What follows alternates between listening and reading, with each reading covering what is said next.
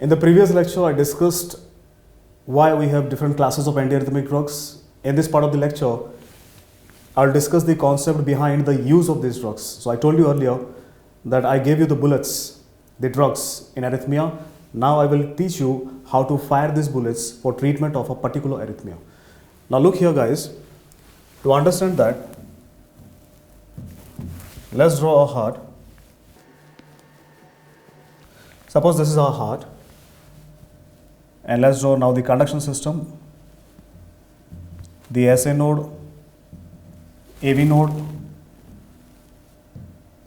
and then comes the conduction system which moves from SA node to AV node, then finally through the bundle of his Purkinje fibers it supplies to the different cells in our body. So it's a myocardial cell. So what I've drawn here is how the conduction system works. Automaticity from SA node goes to the AV node, then it moves, action potential moves into the bundle of his Purkinje fibers, and then they depolarize the myocardial cells in the ventricles and the ventricles contract. Now here, until now what I've discussed, if you remember from the first lecture, I have discussed that the action potential generation in SA node, AV node is because of which ion? Just remember, just the previous lecture I discussed. Is because of which ion? Is because of calcium. So calcium generates action potential in SA node and AV node. But then this action potential is propagated through the conduction system, and the action potential is generated in the myocardial cells is because of which ion? Yes, is because of sodium ions. So here, this action potential is generated in SA node, AV node is because of calcium, and then this action potential is generated in the myocardial cell and propagated in the conduction system. That is because of which ions? That is because of which ions? That is because of sodium ions. So here there is a basic difference what we have already discussed in the physiology link which I discussed. So that's the link of physiology to treatment of cardiac arrhythmia. Now once we have done this, now let's talk about arrhythmia which arise above the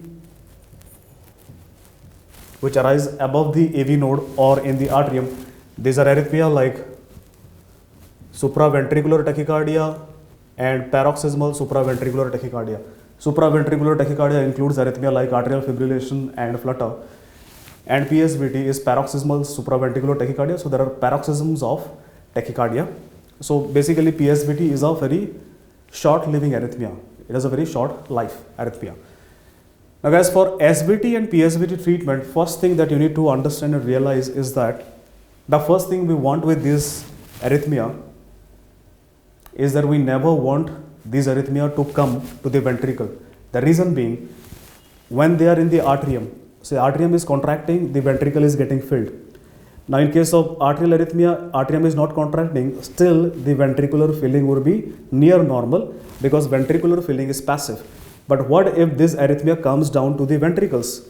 If it comes down to the ventricle, now ventricle was contracting properly, cardiac output was normal. Now if it comes down to the ventricles, the ventricle will not be able to contract properly, and thus the cardiac output will significantly decrease. That will cause symptoms of arrhythmia, plus there can be asystole and the patient might die. So the main aim here in SVT and PSVT, it is to stop this arrhythmia from coming to the ventricles, and for that we will close the gates to the ventricles from the atrium. And which is that gate? Yes, that gate is AV node. So we will block this AV node. So AV node is blocked in case of SVT, PSVT, so that this action potential, they do not come to the ventricle. They do not come to the ventricle, and the ventricular rate is maintained.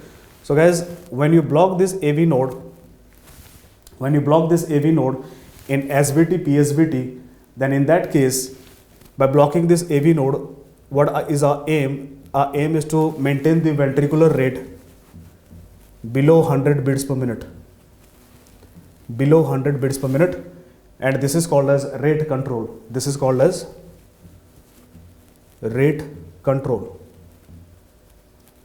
So AV node is blocked in PSVT and SVT to control the rate of ventricles. Ventricular rate, it is to be maintained below 100 beats per minute. So here for this particular rate control, for rate control, treatment and prophylaxis, PSVT prophylaxis and treatment. So for this rate control, for treatment and prophylaxis, for PSVT and SVT, guys, for the first three things are a little bit different, because here for these three, SVT treatment and prophylaxis, PSVT prophylaxis for rate control, we need to block the AV nodes, and in the AV node action potential is generated by which ion? Calcium ion, and that is why for these arrhythmia, all of them, one of the preferred class of drug is calcium channel blocker, because by calcium channel block I can block the AV node. For this particular rate control, in SVT treatment and prophylaxis, PSVT prophylaxis to control the ventricular rate, calcium channel blockers are one option. What is the second option? Another class of drug that has an inhibitory effect on the AV node and SA node, just like the calcium channel blockers. These are beta blockers. So guys, one class of drug, the first class of drug for these SVT and PSVT prophylaxis and treatment, calcium channel blocker. The second class of drug are beta blockers, because beta blockers, they also block the AV node. The third class of drug which also blocks AV node is digoxin. So we have here discussed three classes of drugs: calcium channel blockers, and the calcium channel blocker of choice here, you can write down that these calcium channel blockers of choice here are verapamil more than diltiazem. So these are preferred. Why these are only preferred, I will discuss later. So verapamil is the preferred calcium channel blocker of choice in PSVT, SVT prophylaxis treatment. So guys, in PSVT and SVT for rate control, we need to block the AV nodal blocking agents. What are the AV nodal blocking agents? The AV nodal blocking agents are calcium channel blockers like verapamil, beta blockers and digoxin. So these three are AV nodal blocking agents. All of them three can be used. But the drug of choice as of today for rate control are these drugs, beta blockers. So the drug of choice for rate control, are beta blockers. Other options are verapamil and digoxin. So one thing we realized here, that in case of SVT, PSVT, SVT and PSVT, to not allow this rhythm, to not allow this high rate to come down to ventricles, we need to block these AV nodes. The exception is PSVT treatment. PSVT treatment, guys, why these drugs can be used. I'm not saying these drugs cannot be used, they can be used, but the reason why these are not the drug of choice in PSVT treatment is that PSVT is an arrhythmia that will last for only few seconds. So what we search here? We indeed here search for a drug that would block the AV node, but will do so only for few seconds, 5 to 10 seconds. And that is none other than your drug adenosine. And that is why the drug of choice is adenosine. The drug of choice is adenosine. So adenosine is the drug of choice for treatment of PSVT, but for prophylaxis of PSVT, our drug of choice again would become either beta blocker would be preferred, or we can use verapamil or digoxin, because for prophylaxis, as you know, we want drugs which are longer acting. For treatment, we need a drug that will block AV node for a very short period of time. So the first thing that we must be clear here is that we need to block AV node in case of arrhythmia arising out of the atrium like SVT, PSVT, so that they do not move into the ventricles. Clear with this? Second thing is, we need to abolish these arrhythmia which are present in the atrium. So this is one aspect of treatment. Second aspect is that we are having arrhythmia here. We are having this arrhythmia here which is present in this atrium, and it is because of some cells which are driving this arrhythmia. Is happening because of some cells which are driving this arrhythmia. So to understand the second aspect, let me draw another heart here. another heart here. So what we have done here until now is we have blocked the AV node. We have blocked the AV node for this particular effect. Now, in SVT and PSVT, usually what happens, the usual node for firing, the SA node, the node that fires is SA node usually. But in PSVT, SVT, what happens is there are cells in the atrium and these cells are firing. So after blocking the AV node and not allowing them to go to the ventricle, the second aim here is to abolish these cells from firing. If I need to take control of SVT, PSVT, I need to make sure that these cells are not firing. Means what I need to make is I need to make these cells in the atrium refractory. So our second aim is to make these arterial cells refractory so that they don't fire. What do you mean by making a cell refractory? If I want to make a cell refractory, when can I make it? What do you mean by refractory first of all? A cell is refractory means it cannot be depolarized. And when a cell cannot be depolarized, number one, a cell cannot be depolarized, or you can make a cell refractory, number one, by blocking the channels which are responsible for depolarization, and these are sodium channels. Second thing, a cell can be depolarized only if it gets repolarized. So if I block repolarization and repolarization is not complete, depolarization will never happen. And that is why the second thing that I can do here is I can block the potassium channels. So guys, here one aim was to prevent this arrhythmia from moving from atrium to ventricle. Second aim, it is to make these cells refractory so that the rhythm, if I abolish this, then the rhythm now comes back to SA node, or it becomes sinus rhythm. So usually what happens in SVT, PSVT, the rhythm is not sinus because the rhythm is being driven by these cells. If I block these cells, the rhythm again becomes sinus rhythm.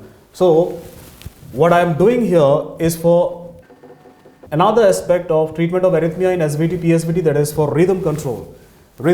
So guys, for rhythm control, I need to make arterial cells refractory, and for that I need to block either sodium channels or potassium channels.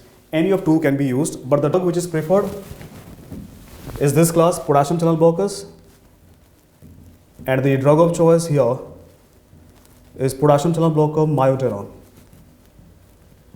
For rhythm control, the drug of choice is potassium channel blocker, that is myoteron. So guys, that is all we are done with your arrhythmia arising from the atrium, SVT, PSVT. So what we have done with respect to this arrhythmia arising from SVT, PSVT, the first thing we did is rate control. To control the ventricular rate, I need to block the AV node. For that, I can use either calcium channel blockers, beta blockers, or digoxin. The drug of choice is beta blockers. Second one is rhythm control, where I want to reinstate SA node as the primary cells for firing. And for that, I need to block these cells which are firing in the atrium. I need to make these cells refractory. And to make them refractory, I can block either sodium channels or I can block potassium channels. And the drug of choice is myoteron. So guys, here I get a very interesting thing about arrhythmia treatment is that whenever I need to make cells refractory in arrhythmia, myocardial cells refractory, two classes would be used. On myocardial cells, two classes would be used, sodium and potassium channel blockers. But when I need to make the AV node refractory or SA node refractory, SA or AV node, then I'll be using three classes: calcium channel blocker, beta blocker, or digoxin. Am I clear with this? Because this is the concept. See how beautifully this has been now explained here, that how we can treat arrhythmia of SVT and PSVT. At last we can come down to the ventricular arrhythmia. See, when this arrhythmia moves down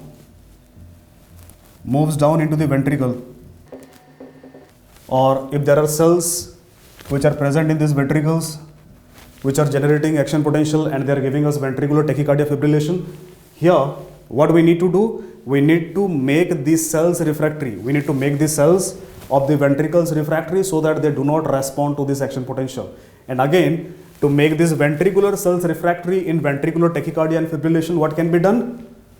What can be done? In this case, we can either block, number one, we can block sodium channels. Number two, to make a cell refractory, what can be done? We can block potassium channels. So guys, in ventricular arrhythmia, two classes of drugs are important, which are these: sodium channel blocker and potassium channel blocker. Other drugs, they do not have any significant importance in treatment of ventricular arrhythmia. So sodium channel block and potassium channel block, it gives us effect in ventricular tachycardia and fibrillation. Overall, the drug of choice for ventricular tachycardia and fibrillation overall are potassium channel blocker, and the potassium channel blocker of choice is still myodaron. It is still a myodaron with some exceptions which I will discuss later. So guys, for ventricular tachycardia and fibrillation, we can use both sodium channel blocker and potassium channel blocker. In SVT and PSVT, for rate control, we will use AV nodal blocking agents, and for rhythm control, to make it sinus rhythm, we can use again sodium channel blocker or potassium channel blocker. So guys, this was the insight into how we approach a particular arrhythmia, and you will see after this, whenever you will look at a multiple choice question and when they ask you which drug is used in a particular arrhythmia, you will be not searching for what you have mugged up, rather we will be searching for what you have understood in this particular lecture.